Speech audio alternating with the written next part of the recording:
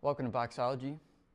Let's get straight into it. So in this course, you're going to be learning all the basic fundamentals about learning how to box.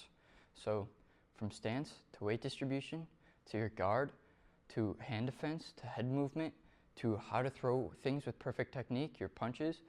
So you got your jab, your cross, your hooks, your strikes to the body, your uppercuts, everything you need to know about how to box and the basic format right now with no fluff. So let's just get straight into it. Now, before we get into it, I just want to let you know about my online community, Warriors Collective. That's what this course was for. However, I'm posting it onto YouTube out of the kindness of my heart and, truthfully, to get you guys into the community. So, if you find this information valuable, then I think you'll enjoy Warriors Collective and you'll understand the things that I'm talking about in this video greater and more in depth in the community. So, check that out. So the first thing you need to know is if you're southpaw or orthodox. Now if you're southpaw, what that means is you're left-handed and your left foot's going to be back because this builds the most momentum. This is your power punch, your cross, or your two. Now if you're right-handed, then you're orthodox and your right hand's back. Now all this really means is if you're left or right-handed, and whichever hand is your dominant hand is going to be where your dominant foot leads. So if you're right-footed, your right foot's going to be back. If you're left-footed or left-handed, your left foot's going to be back. Now, from there, you need to know how you should stand. So it's pretty much feet shoulder width, and then you're just going to take one step forward, one step back, and then turn your feet slightly. This is not that complicated, and you shouldn't overcomplicate it. Most of this stuff is pretty simple to know, but hard to do in practice. So we need to drill it, and that's why you show up every day, right? So from here, you're going to put 60% of your weight on your back foot and 40% on your front foot. Now what this does is when punches are being thrown at you, it makes it easier to defend and back off and pivot, all because your weight's on your back foot, so you can easily maneuver your way out of that situation. Now if we're leaning in, then if your foot was 60-40 or even 50-50, your head is going to be leaning closer to their fists, and so you're bringing your target closer to the opponent, which is no bueno, right? You don't want to be getting hit easier. You want it to be as hard as possible. You want it, to be as hard as possible for your opponent to hit you in the face. So we're going to keep our weight 60% of our weight on our back foot, 40% should be on our front foot. If you're struggling with this, then think of a triangle, right? If you have a triangle in front of you, you're going to put one foot into the front of the triangle, and then you're going to finish the other side of the triangle with the back side of your foot. And that's like the half of the triangle, and you'd be actually finishing it if you were in the other stance, southpaw, because I was just an orthodox. So this is your stance. Now let's go into guard. So or rather shape. So 60% of their weight should be on your back foot. We're going to bend our knees and round our shoulders in. Now from here, we're going to place our elbows near our ribs so our arms don't get fatigued being so up all the time. And when you're here, you can guard everything with minimal effort. When your arms are up here or out or doing anything besides being here, it's going to be difficult to bring your arm back to your body before your opponent can strike you there. That's why we keep our hands on our ribs like this, here. Now from here, 60% on the back foot, 40% should be on the front. You're going to round your shoulders and place your elbows here. The reason we're rounding our shoulders is because it helps our arms to be in this position. Now from here, you're going to put your right hand here near your cheek, and your left hand is going to be, moving as you fight periodically. But for now, just a rule of thumb, just keep it out in front of you or like near your chin, okay? This is your stance. Now, from here, I want to talk about relaxation. The more tension you have in your body, the more tension you have in your muscles, the more energy you're going to be expending and the less strength you're going to be actually using. Like, the less power you're going to have in your punches. But the more relaxed you are, the less tension you have, the quicker you're going to be, because you're going to be using reflexive muscles and fascia. I'll get into that later on. That helps you throw with power, speed, and overall just the perfect way to throw technique is with reflexive muscles, and the only way to use those muscles is if you're relaxed. So although it's instinctual to be tense and stressed when someone's hitting you and you feel like you need to contract all your muscles, this is actually the opposite. And it's one of the things that I see most of the students that I coach here at this local gym struggle with, is relaxation. So we're going to stay relaxed. Our shoulders are going to be relaxed. Our arms are going to be relaxed. Our legs are going to be relaxed. Whenever we throw anything, it's going to be relaxed. And did you see how I just moved my hips? I want to talk about that now. Hip rotation. So when we're here, when we're throwing any punch, it's coming from the ground to our legs, to our hips, and then we're twisting, and then it's coming through our core, through our shoulder, and then to the opponent, right? It's the energy transfer. It's the way energy transfers through your body, and really it's power sourcing. So when we're power sourcing, we're twisting our hips either direction to perform to the greatest of our ability with maximum output with minimal effort, right? That's the goal. So let's just reiterate everything I've went through. 60, 40, shoulders rounded, elbows placed, chin should be tucked down, because if your chin's up here, you're more likely to get caught and get hit. So chins are going to be tucked down. This fist is going to be near your cheek. This fist is going to be out in front of you fighting, pretty much. Okay, so just keep it here for now. So shoulders rounded, everything loose here. Okay, and then when we're going to be throwing punches, we're rotating our hips and we're staying relaxed. Okay, that is stance, weight distribution, hip engagement, and relaxation. Now let's get into the first technique, the first punch, your jab. It's the most used, the most effective punch, and it's the one that lands most frequently, and it's the one that I win most sparring and competitive bouts with, is this punch. So you start with your shoulder, and your shoulder pushes out your elbow, and then your elbow pushes out your wrist, and then your wrist lands on the opponent. You're bending your wrist slightly, and you're landing on your first two knuckles, because if you think about it like a spear only does damage because it has a point. If it was just a stick, it wouldn't be able to kill anything. Same thing with your arm. I want you to think that your fist is a spear, and you have to hit with these two knuckles to do penetration damage. Okay? So we're here, and our shoulder is popping out, and then our elbow, and then our wrist. So it's like that. Now, some mistakes that most people make when they're first starting out is they either bring it too low and then come up. That's telegraphing it. So you want to stay from A to B at the same time. The second thing people do is they flare their elbows out and they throw like this. Or the third thing they do is they start from their elbow instead of their shoulder, and they punch like this. Now the thing with the three of those is, one, you're either telegraphing it, two, you're putting too much strain on your elbow, and there's not going to be any power this way. So when you're popping out like this instead of like this, you aren't protecting your chin with your shoulder if your elbow's doing the movement. Your elbow's taking tension, and you're not going to be doing as much power because you don't have your whole body aligned with that punch. So when you're jabbing, start with your shoulder. Everything should be loose and relaxed. Your arm should be a rope, and your fist should be a stone. And everything is loose from here. Okay? Now let's go into the cross, the two. So the only difference between the jab and the cross is your foot placement and your hip rotation.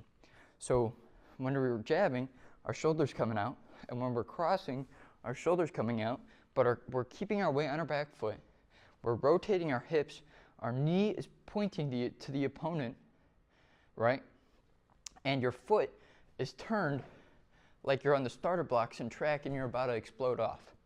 So we're here, and then when we're throwing the cross, our hip, our knee are aligned with the opponent, and then you're striking. Shoulders coming up to your chin, you're bending your wrist, and you're hitting with the first two knuckles. Same thing with the jab, just with your cross. Now these things are simple to understand, but they're very complex to put into practice. To drill them into your brain takes a lot of reps and a lot of iterations. And so there's this quote that says it takes 10,000 times to master something. But I don't think that's the case. I think it takes 10,000 iterations.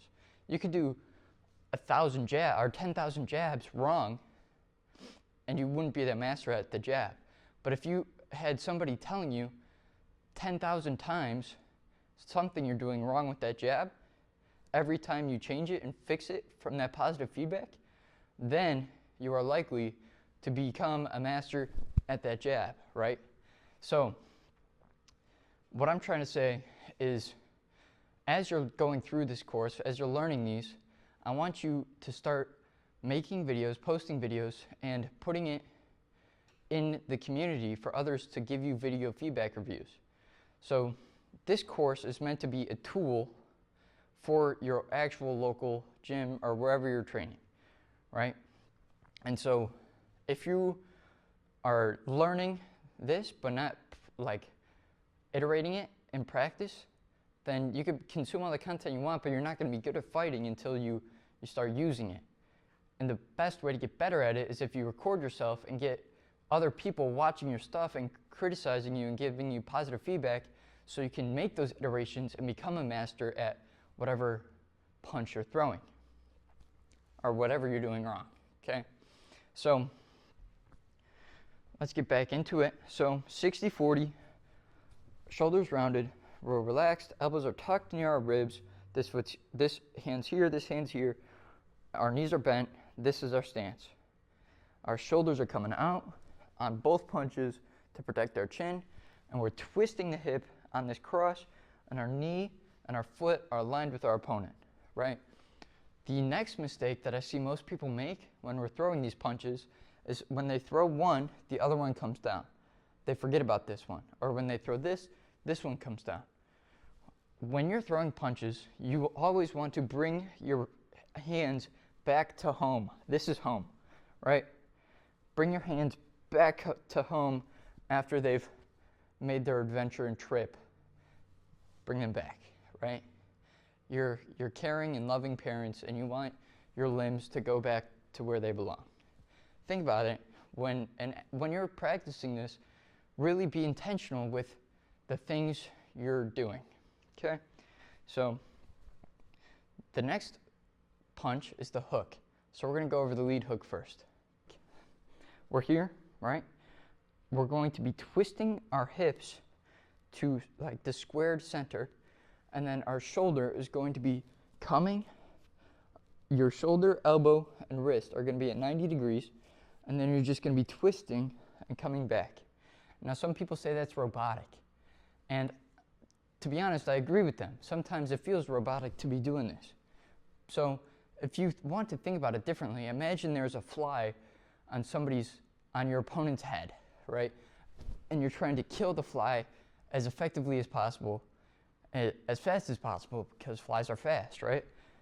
You're going to want to twist your hips and then twist your shoulder leads this punch, and then your arm follows. Your hips twist your arms, and your arms twist, leading with the shoulder, and then coming back to home. So you're normally going to be throwing the hook after you've thrown something on your right side, because this is how your hips work. After you've thrown your one, your hips are aligned and ready for the two to come. And when the two has been deployed, then your hips are ready for the hook to come. And when the hook has been deployed, your hips are ready for the uppercut to come. Or whatever the combo is, just know that you're going to be reading from left to right. That's how I like to think about it. You're reading from left to right, or right to left, depending on your stance. But just know, when you're throwing the jab, the cross is ready. When you're throwing the cross, the hook is ready. When you're throwing the hook, the rear up is ready. And then you can slip or move. We'll get to that. But your hips do the twisting, okay? So, the lead hook, no tension in your arm at all. Most mistakes I see when people are doing this is they keep their elbow up too high, too low, that becomes an uppercut, or they start to like become strict and almost make it like a twisting punching action. Like my opponent's over here instead of in front of me, and I'm punching him this way with my stance being directed this way. It's not the way to go about it, right? So when we're throwing this hook, everything should be relaxed, and you're just making the C shape with your arm and letting your hips and your shoulders do the work, and then going back to center. Now, it's the same thing with the rear hook. You're hooking, but like same C shape structure, 90, 90, 90. So your shoulder, your elbow, and your wrist are aligned when you throw this punch, but you're just twisting, and then you're coming back. The only difference is you're bringing your foot up, and you're twisting with your right hip instead of with your left, right? Now I think we should go over hook to the body. So when we're hooking to the body, you don't have a lot of time to throw a haymaker to the body. Say we're in close. All you want to do is drop your arm from here to here, let gravity take it, and then turn your body into their body with, your limbs sticking out. So it's just going to be there and then back to center, right? Or with your right to there and then back. So just let your arm drop and then turn and then come back up with both punches to the body. So when you're hooking, it should be structured, relaxed, and loose when you're throwing every punch. Now, I want to talk about the uppercut, okay? So, when we're throwing the lead uppercut, I want you to think you have a tennis ball in your hand, and you're throwing it straight up to the sky, and then you're coming down and catching it, right? When you're doing this, I'm just playing ball with myself at this point. I'm just playing catch, right? And so, I throw it up, I catch it, and now my arm is in a fist. So, or my hand is in a fist. And now from here, I'm just letting my arm go down, and then I'm just throwing that ball up and then back. And you're just landing with the first two knuckles in between their guard and then coming back to center. Same with your rear. It's just you're turning your hip and then you're coming back. So you're dropping, turning up, coming back. That's your uppercut. So we went over the jab, the cross, the lead uppercut, the lead hook, the rear hook, the lead uppercut, the rear uppercut, and then the hook to the body on both sides. The lead hook to the body, the rear hook to the body. Now I want to go over the jab to the body and then the cross to the body. So when you're jabbing to the body, we're here, right? Our stance is 60-40. When you're throwing this jab to the body, it's the same as going to the head, except you're going to be stepping down and almost squatting and twisting into that punch. And now from here, you're loaded and ready to throw either a two or come up with a hook. When you're throwing this punch, you have all this power coming in from your legs to explode into a different movement. But when you're throwing this jab body, you want to step in and really hit that either solar plexus or the stomach or the liver, the spleen. When you're throwing this punch, you want to step in and get down into it. Now when you're throwing the cross, it's the same thing. You kind of want to get your head off the center line and twist down to hit them and then come back, okay? So you're twisting and you're dropping. And when you're going to the body, you kind of want to step in with your straight shots. And that's primarily all the punches in boxing that you might need to know. So now let's go into head movement and footwork. So with head movement, you have the slips, the ducks, the pulls, and the dips. So I'm going to go through all those right now. When we're slipping, I want you to think about taking your lead hand and putting it on your rear knee and taking your rear hand and putting it on your lead knee. This is kind of the slipping motion. And now from here, you just take your hands up and start trying to minimize that movement. You're only trying to move the width that the glove is coming at your face. So when you're slipping, you just want to twist and get your head away from your center line just slightly. Okay? So it's here or here. Okay? That's slipping. A good way to practice this is with a rope. You could attach your rope to the ring, or maybe, you know, you'll figure it out. I'm sure you're pretty intelligent.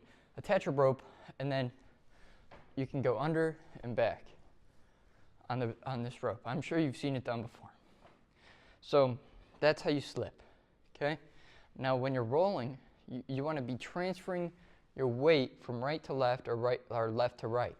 So if you see a lead hook coming at you, you want to be getting to where they're going to be open, right?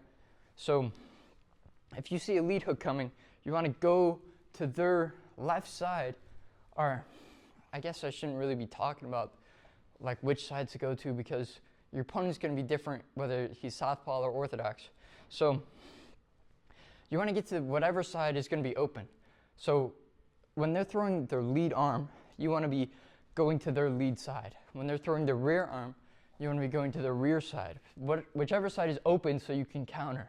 Okay, back to ducking, you're transferring your weight. So if you were at 60-40, then you're going to be at 60-40 and then back. Whatever it is, you're going to be making a U with your nose, and that's how you duck. It's just here. You're keeping your eyes on your opponent and just transferring your weight. And now dipping, is similar. It's just, say someone's coming in with like a really strong punch, all you're going to do is just dip. Just get out of that position where you were in danger, okay? And then from there, you have the pull. When you're pulling, you're just putting your weight on your back foot, and you're twisting your torso to be almost parallel with your thigh, your hip here, like this. So they just like miss you from where their range was, and then you can go into a counter, okay? So that's a pull. That's head movement. Slip, slip, duck, duck, pull, dip. That's it. I want to talk about your footwork, because without footwork, you'll never be able to do offense or defensive work. It is your foundation, your structure. So when you're stepping, it's a game of inches. When we're stepping, we don't want to lose our balance, so we're going to be inching 1 foot at a time. So when you're moving, you're going to be forward, forward, forward, forward, backward, backward, backward, backward. You're just bringing 1 foot forward, and then your other foot is closing the distance that your front foot took when you're going forward. Or backward, you're just stepping back and then closing that distance. Now, this is a rule of thumb for moving, right?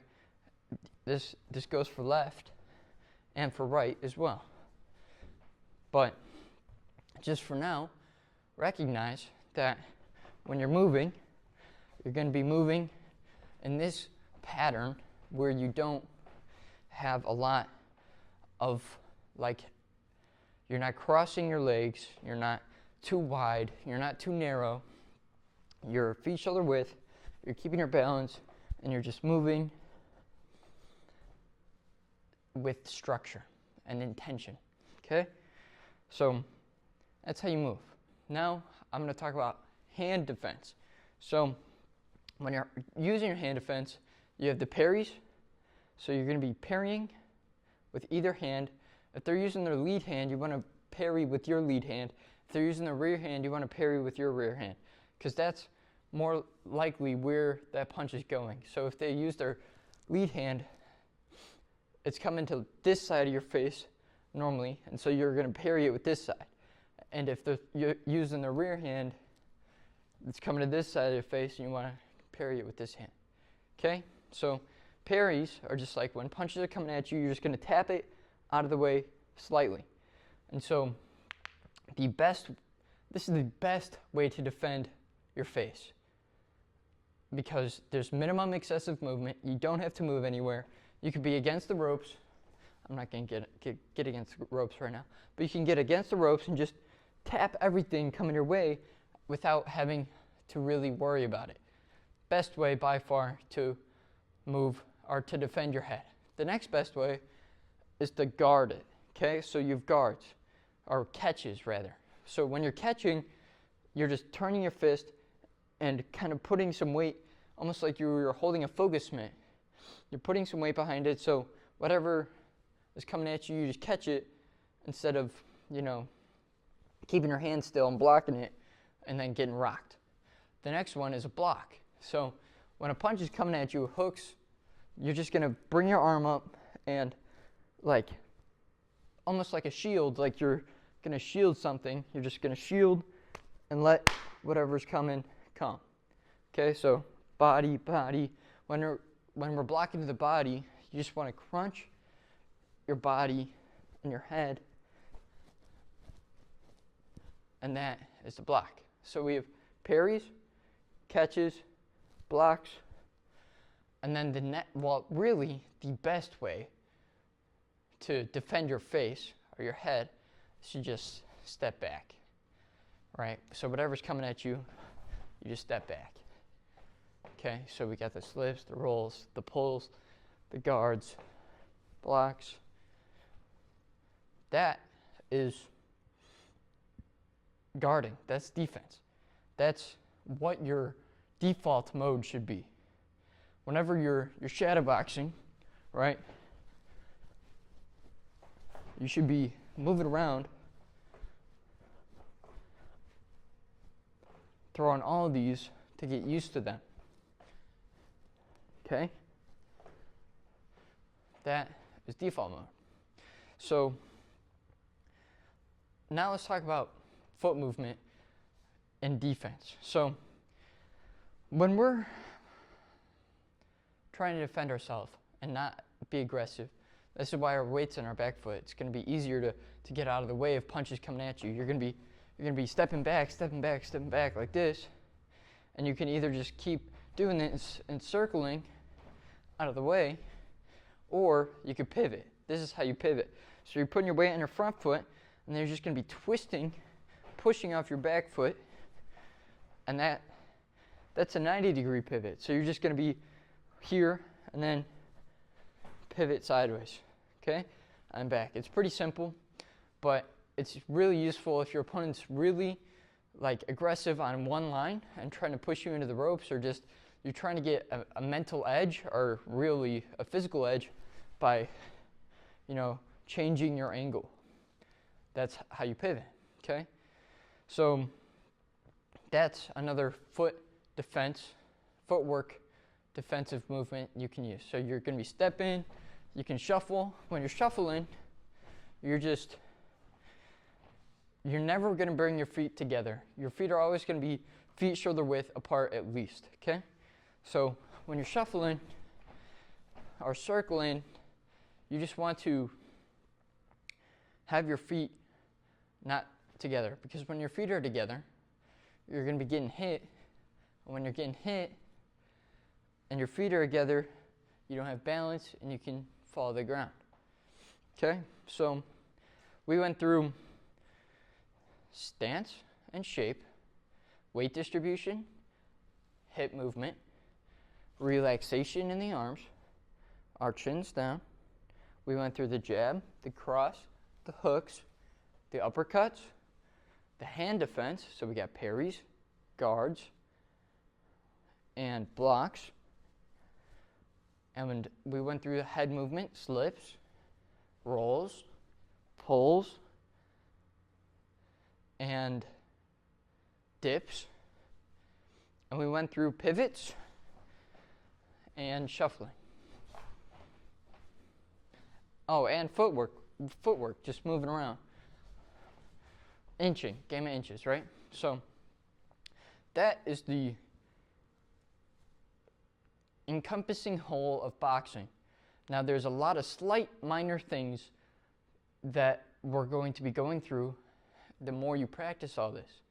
And the best way to get better at this is to, 1, do it daily, 2, record it and send it in the community so you get video feedback or views, and 3, iterate it and practice.